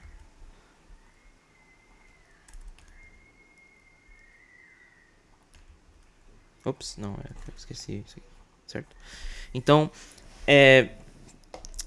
quando eu faço que o player é um novo character, eu estou basicamente fazendo uma cópia, eu estou criando um objeto que é desse tipo character, certo? Que segue todas essas regras e que tem todas essas variáveis, todos esses dados e tal.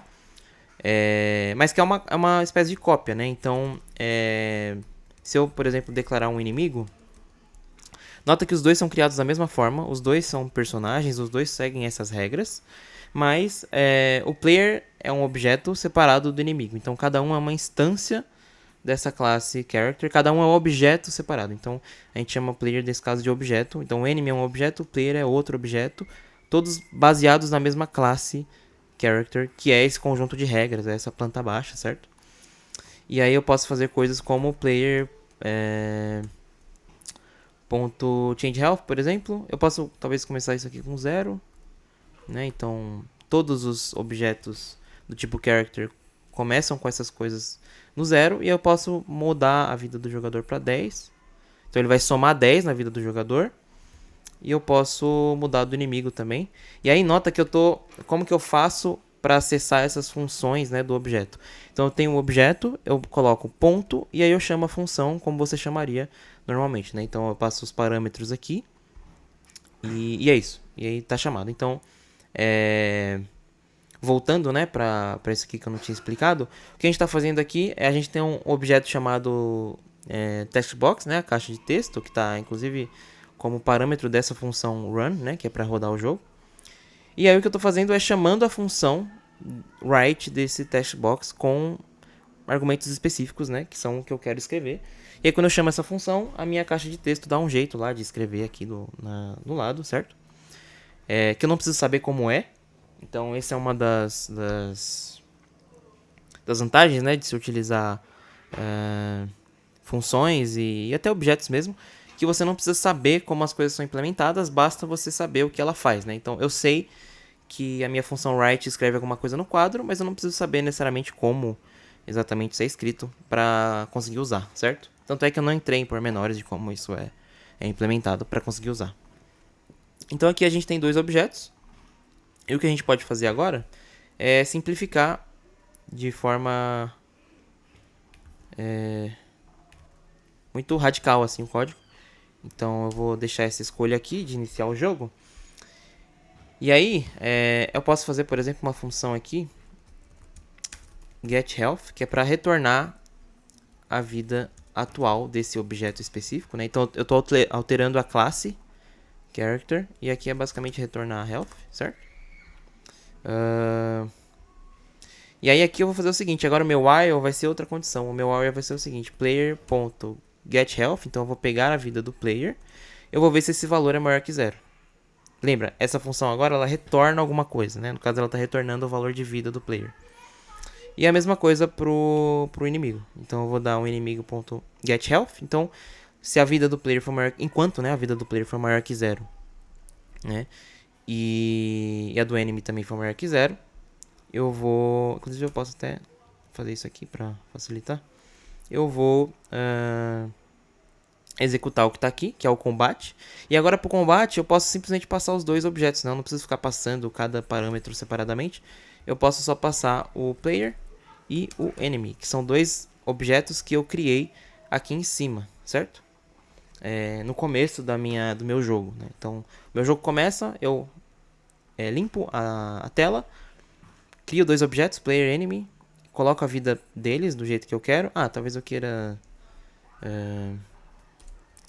setar também o damage, né? Então eu vou fazer duas funções semelhantes para damage também. Então change damage, e aí eu vou só copiar as coisas aqui. E além do getHealth, agora eu vou ter o getDamage, que vai retornar o damage do atual, né, desse character, certo? E eu posso fazer a mesma coisa aqui. Então eu vou colocar o damage do player como 1 e o damage do enemy como... Vou colocar o player como 2, na verdade, pra gente conseguir derrotar o inimigo que a gente quiser, tá? Então aqui eu tô setando os valores, né, que eu quero. A gente consegue fazer isso aqui no construtor também, mas enfim. E agora o meu combate, eu simplesmente passo a minha caixa de texto, o meu player e o meu enemy. É tudo que o combate precisa para funcionar, certo? Então aqui o player e o enemy vão ser meus novos argumentos, né? E agora eles não são mais as coisas que eu tô pedindo não são mais do tipo int, elas são do tipo character. E agora nota que o character é um tipo de dado que eu mesmo criei, certo? Então a gente não fica restrito aos tipos de dados que já vem implementados, como inteiro, string e tal. A gente pode criar novos, que é o que a gente fez aqui, né? E aí agora eu posso, por exemplo, só alterar aqui. Então, para eu alterar a vida do inimigo, eu faço enemy, ponto, eu chamo a função, né? Change health. Ops, change health. E aí ele vai mudar em quanto, né? Vai mudar em menos, que eu quero subtrair, né, da vida dele. Player.get damage. Então eu tô pegando o damage do jogador e tô subtraindo isso do health do inimigo, tá? E aí, bom, aí basicamente a gente adapta o que já está escrito, né? Porque a lógica meio que já funciona, certo? Então, player change health. Eu quero uma coisa assim, né? Então a mesma coisa que eu estava fazendo, só que agora o contrário. Então eu quero tirar da vida do player. Dano do inimigo, eu quero enemy.getDamage e aqui player.getHealth, certo? Mesma coisa, tá funcionando exatamente da mesma forma, só que agora eu tenho um jeito melhor de escrever esse mesmo código, né? Então agora eu tenho os meus objetos, vai funcionar tudo da mesma forma aqui, tá? Mas agora eu tenho os meus objetos, eu tenho o meu código muito mais organizado, né? E notem que agora o meu objeto eu só consigo mexer nas coisas que eu deixar, né? Então, se eu tiver um parâmetro aqui, por exemplo, nome, sei lá. Char name. Eu não posso usar name porque name tá reservado, mas uma string. E aí eu posso fazer de forma que ninguém consiga mexer nesse nome de fora, certo? Então o character tem o seu próprio nome e só o character mexe no próprio nome, certo? Eu não consigo ficar mexendo, manipulando esse nome com funções de fora, né? Com funções que não fazem parte dessa planta aqui da classe, certo? Então classe é muito útil, é uma coisa que a gente vai acabar usando bastante no treinamento e é um conceito importante. Ajuda muito na organização do código e também nessa divisão de tarefas, né? Então é muito importante você dividir as tarefas do programa em coisas bem definidas, né? Então essa parte do programa faz isso, essa função faz isso, essa classe está encarregada de fazer isso, enfim. Bom, acho que no geral é isso que eu tinha para falar hoje. Alguma dúvida sobre alguma coisa? Essa parte de classes de objetos talvez fique um pouco abstrata, mas é que é um pouco mais avançada e não tem tanto tempo de falar e nem de praticar, mas acho que o básico a gente conseguiu cobrir sobre tudo. Faltou talvez alguns tipos específicos de dados, mas vocês vão acabar vendo isso durante o treinamento. Certo? Deu para entender bem como funciona, por que funciona do jeito que funciona aqui o script, chamada de função, tudo mais? Alguma dúvida em relação a alguma coisa?